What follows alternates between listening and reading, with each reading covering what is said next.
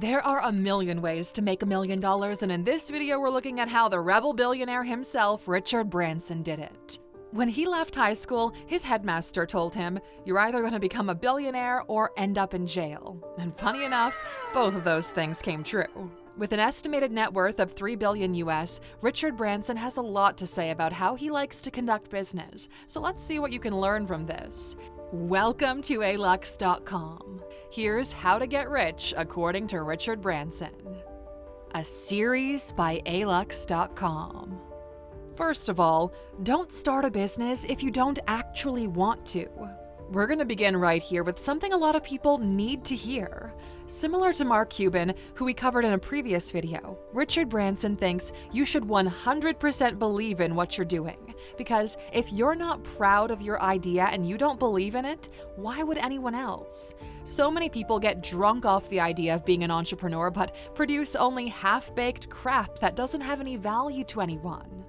If you do something you truly care about, you'll be in a much better position to find customers, connect with them, and keep them coming back. So the first piece of advice is to start with something you actually care about and are interested enough in to make a great product. Next step, you gotta be brave when you have to. Richard Branson believes any aspiring entrepreneur needs to be an optimist first, because starting any kind of business is essentially a bet, and you need to be able to see the glass half full in order to persevere. At the end of the day, those who sit on the sidelines need to not bother those who take charge. Success doesn't come to you on its own. You need to be brave enough to go out and grab it, and also be okay with the idea of you missing your shot. Branson had plenty of failed businesses. Even in recent years, the pandemic put him in a position where he could lose everything. But that's a given in the business world. Not everything works out as you expect it. But that shouldn't stop you from being brave enough to take your chance. Make a great product first. Richard Branson believes the reason most businesses fail is because they're set up to make money, not great products. Now, of course, a business needs to be profitable to keep existing, but there's a huge difference between profit and product. When you focus only on profit, you end up gutting the quality of your product in order to sell solutions to problems you create. That's why your phone doesn't come with a charger anymore. But when you focus on creating a great and finished product, it's much easier to understand and connect with your customers and grow the business naturally. You see, great products are few and far between nowadays. As mega corporations get even bigger, the decision-making power gets stolen from creative people by shareholders. And this could be an opportunity. The world needs simple things that actually work. Find people better than you. You've heard this a million times before. Find people better than you and have them do the work. But there's one thing that's missing from this saying. And so far, very few truly successful entrepreneurs are mentioning it. You see, if you want to work with people smarter than you, you also need to give them a good reason to work with someone dumber than them.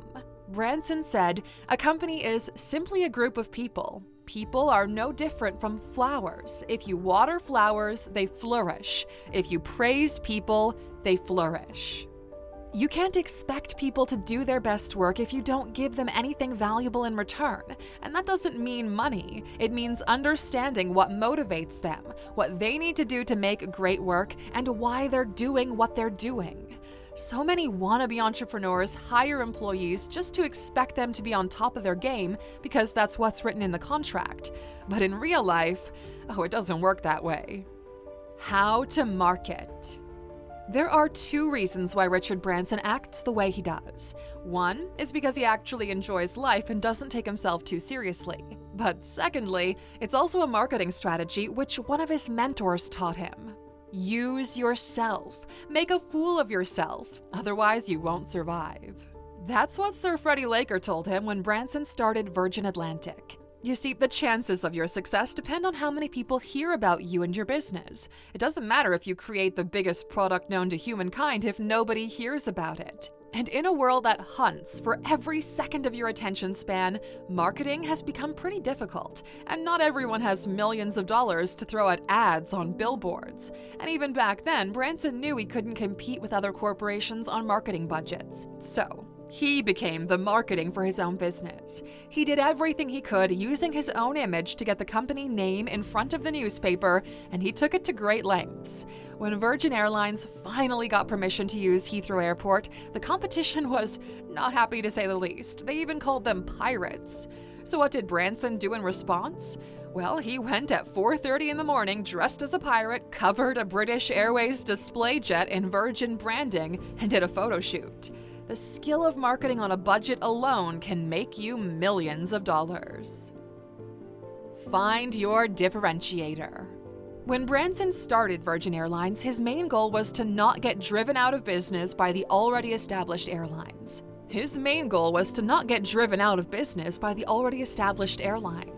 When his mentor, Freddie Laker, started Laker Airways, it only lasted a year, and that's because British Airways, the Goliath in the airways business, did everything in their power to drive out the competition.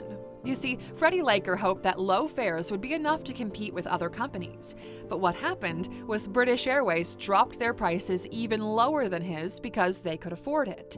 And they only needed to do that until Laker Airways went bankrupt, which turned out didn't take very long. Now, Branson figured out that simply having cheaper prices wasn't enough to compete in the market. Starting a business with your only differentiator being a small price puts you in a position where the corporation has a very simple way of driving you out of business. So he needed to find a differentiator, something the competition could not replicate. And since he came from the entertainment business, he knew just the thing that would cut it. He started throwing parties during flights. He hired masseuses, comedians, even jugglers to keep people entertained during their flight. It turned out to be just the right differentiator to set them apart. Be your own customer. Richard Branson doesn't do board meetings. As a matter of fact, he said he hasn't been into such a meeting for more than 50 years. It's all just paperwork and other things that don't help the end customer. Instead, what he likes to do is experience each part of his business purely as a customer to see what can be improved and what can be done better. Even when he went to space and officially became an astronaut, he said the main reason he did that, besides the amazing experience, was to try out firsthand what his future customers will go through. And as a matter of fact, when he landed, he had a list of 35 things that needed improvement. Things like personalized seats to fit any kind of customer, a more automated seat belt, color-coded seats so people could more easily find their own while floating in zero gravity, and so on. He said that most leaders live their whole professional lives in offices, when the real work needs to be done in the field. Start with a ring around yourself. Richard Branson has a mantra where you should start with a ring around yourself, and inside that ring is just you, and make sure you're healthy, balanced, well-rested, and living a good life. And then you extend that ring to your immediate family and see how you can help them. And then you extend it to your community. And if you're lucky enough, you get to extend it to your whole country and even the entire world. The point of this is to teach you to always do good, because he believes the only reason a company should exist is to improve the life of others. And if you always have this in mind, you'll unlock a whole new level of energy that will fuel your happiness. It can always be done better. Throughout his entrepreneurial career, Richard Branson sought out things that could be done better. From his music label turned empire that provided everything for artists, to his transportation businesses, taking better care of its customers, and many other ventures, he understood that if your whole point is to make things better, you will eventually succeed. And this is probably one of the best points on the list. There's nothing out there that's done to perfection, and probably never will. But if your intentions are for good and you put in a lot of effort, the chances of making something great happen will increase. And lastly, you need to have fun, my friend. Branson is one of the very few entrepreneurs who believes business should be fun. As a matter of fact, he thinks it's crucial and a part of the reason why he was able to find success. You want to smile and have fun. Your staff wants to smile and have fun. And your customers, they want to smile and have fun too. So really, there's no reason for that not to happen. When he took over a chunk of British Rail in the UK that was previously run by the government, the whole staff was demoralized. And the first thing he did was to invite everyone to his countryside home for a party of their lifetime.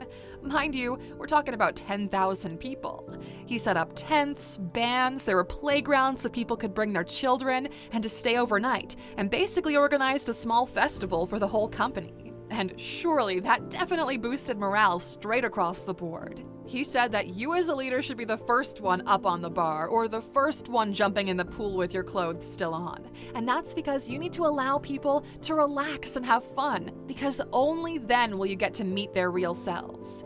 It's definitely a different and rather refreshing approach to how most highly successful entrepreneurs conduct business.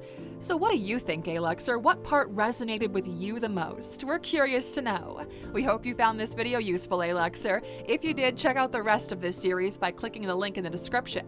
We'll see you back here next time. Take care.